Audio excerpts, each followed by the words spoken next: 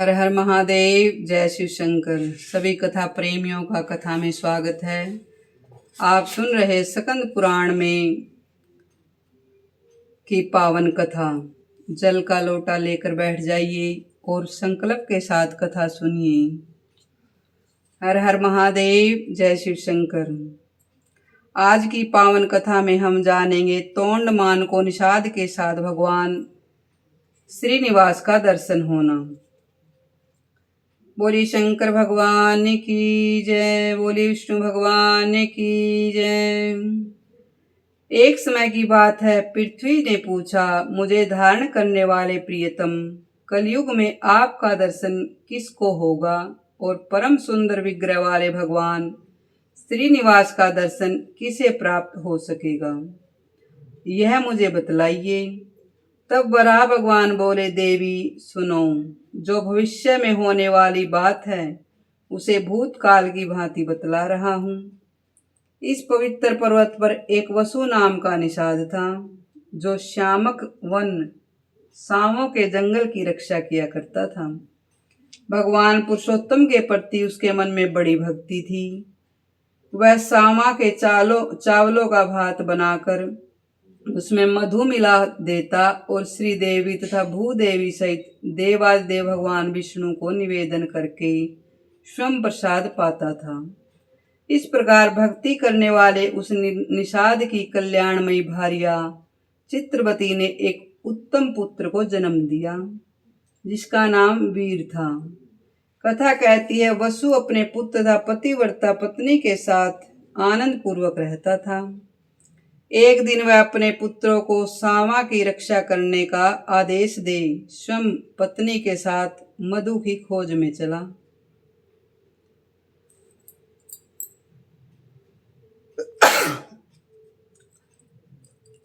मधु का छाता देखने की इच्छा से वह एक वन से दूसरे वन में शीघ्रतापूर्वक चला जा रहा था।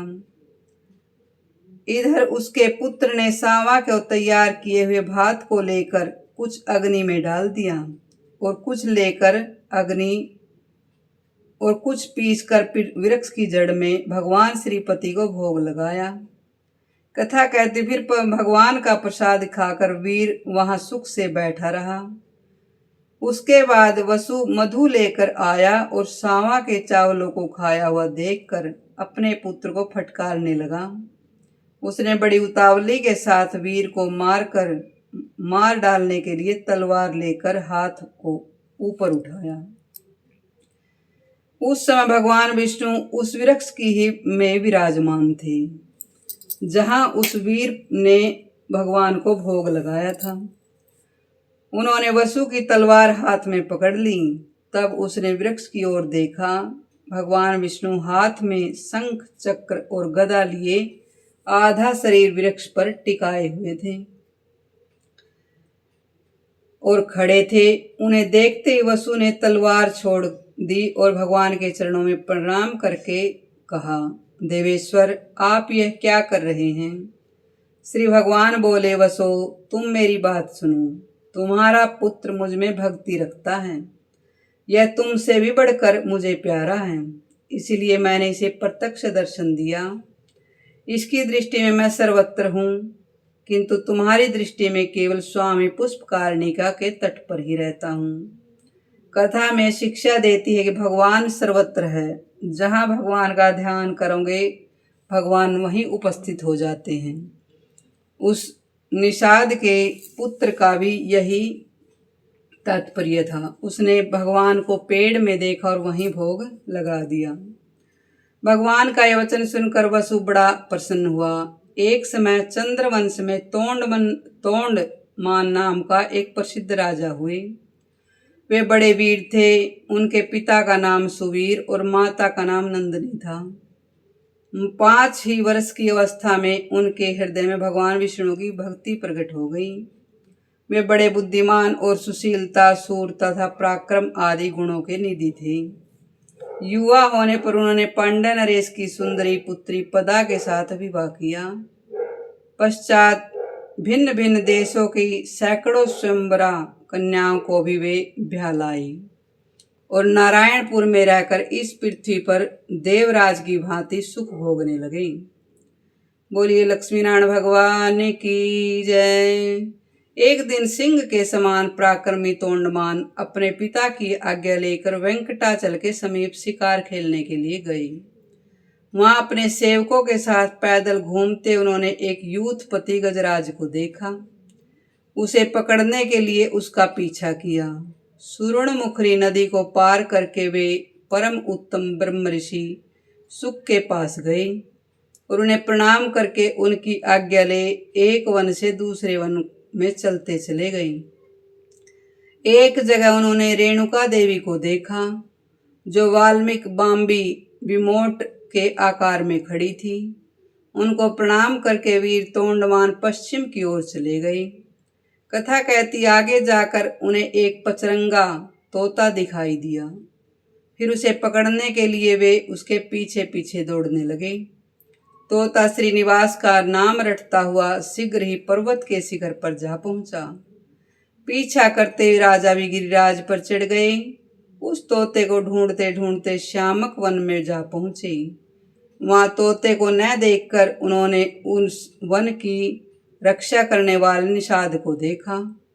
उसने राजा को भी आते देख शीघ्रतापूर्वक आकर उनकी अगवानी की। उन्हें प्रणाम करके विनीत भाव से वह दोनों हाथ जोड़कर खड़े हो गए। तोंडमान ने भी उनका आदर करके उससे पूछा, वनेचर, इधर कोई पचरंगा तोता आया है क्या तुमने उसे देखा है?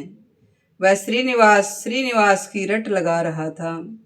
कथा में शिक्षा देती है कि जीव जंतु भी जब भगवान का नाम लेते हैं तब हम मनुष्य होकर क्यों नहीं ले सकते। बताओ वह किधर गया है? वनेचर बोला, महाराज, वह 5 रंगों वाला सुख भगवान श्रीनिवास को बहुत प्रिय है। उसे श्रीदेवी और भूदेवी ने पाल पोस कर बड़ा किया। वह सदा भगवान श्री हरि के ही पास रहता है और स्वामी पुष्पकारणी के तट पर भगवान के समीप विचरता रहता है। उस सुंदर सुख को कोई भी पकड़ नहीं सकता। राजकुमार, अब मैं भगवान की आराधना के लिए जाऊंगा। जब तक मैं लौट कर न आऊं तब तक आप यहीं वृक्ष के नीचे विश्राम कीजिए।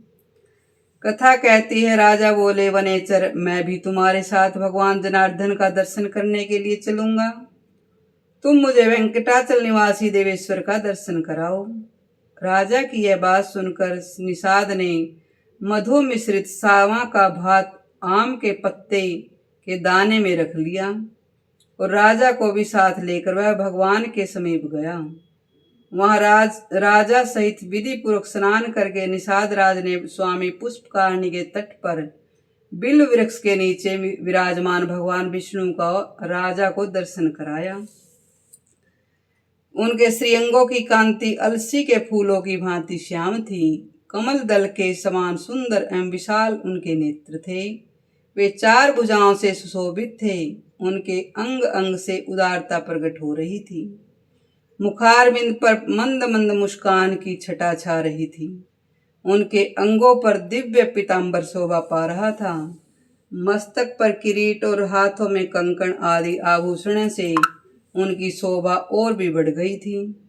भगवान के दोनों पार्श्व में परम सुंदरी श्रीदेवी भूदेवी विराज रही थी। शंख चक्र गदा सारंग धनुष और बाण आदि आयुध मूर्तिमान होकर सब ओर से भगवान की सेवा में उपस्थित थे। इस प्रकार उन पुरुषोत्तम का दर्शन करके उन दोनों ने आनंद मग्न हो उन्हें प्रणाम किया।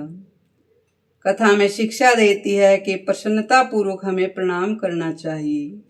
निषाद ने भी मधु मिश्रित सांवा का भात भगवान को निवेदन किया। फिर राजा के साथ श्यामक वन में अपनी पवित्र पर्णकुटी पर वह लौट आया। राजा एक रात उसकी कुटी में रहे और सवेरे उठकर अपनी सेना के साथ पुनः नगर की ओर चल पड़े। फिर देवी के वन में जाकर वे घोड़े से उतरे और चैत्र शुक्ला नवमी को उन्होंने रेणुका देवी का पूजन किया। उनसे पूजित होकर वे देवी को प्रसन्न कर उन्हें वर दिया। राजन, तुम्हारा राज्य निष्कंटक होगा, राजधानी तुम्हारे ही नाम से प्रसिद्ध होगी। मेरे समीप तुम दीर्घ काल तक यानी लंबे समय तक राज्य करोगे। तुम्हारे ऊपर देवादेव भगवान विष्णु का कृपा प्रसाद सदा बना रहेगा। इस प्रकार वरदान पाकर राजा पुनः सुख मुनि के आश्रम पर गए और उन्हें प्रणाम करके उनके द्वारा सम्मानित हो हर्ष को प्राप्त हुए। फिर उन्होंने मुनि से कहा, महर्षि, आप कमल सरोवर का महत्व भी बतलाइए। सुख मुनि ने कहा, राजन, यह कमल सरोवर नामक तड़ाग सब पापों का नाश करने वाला है। इसका कीर्तन, स्मरण और स्नान करने से यह मनुष्यों को इस पृथ्वी पर लक्ष्मी प्रदान करने वाला होता है। तुम भी इसमें स्नान करके अपने पिता के समीप जाओ। सुख मुनि का यह वचन सुनकर राजकुमार ने कमल सरोवर में स्नान किया और मुनि को प्रणाम करके घोड़े पर सवार हो अपने नगर को प्रस्थान किया। पिता ने तोंडमान को 3 वर्ष के लिए युवराज बनाकर देख लिया और मेरे पुत्र में प्रजा को प्रसन्न रखने की योग्यता, सामर्थ्य, पराक्रम, शौर्य, सुशीलता और ब्राह्मण भक्ति है। तब उन्होंने मंत्रियों की सलाह करके विधि पूर्वक पुत्र का राज्याभिषेक किया। उन्हें अपने पद पर स्थापित करके उनकी अनुमति ले राजा सुवीर वन को चले गई। तोंडमान ने वह विशाल साम्राज्य पाकर धर्म पूर्वक राज्य किया। बोलिए शंकर भगवान की जय, बोल लक्ष्मी नारायण भगवान की जय। हर हर महादेव, जय शिव शंकर। आपको यह पावन कथा कैसी लगी हमें कमेंट में अवश्य बताइए। अगर आपको ये हर कथा सच्ची और अच्छी लगी तो चैनल को लाइक और सब्सक्राइब अवश्य कर लीजिए। कथा सुनने के लिए आप सभी का धन्यवाद। हर हर महादेव, जय शिव शंकर।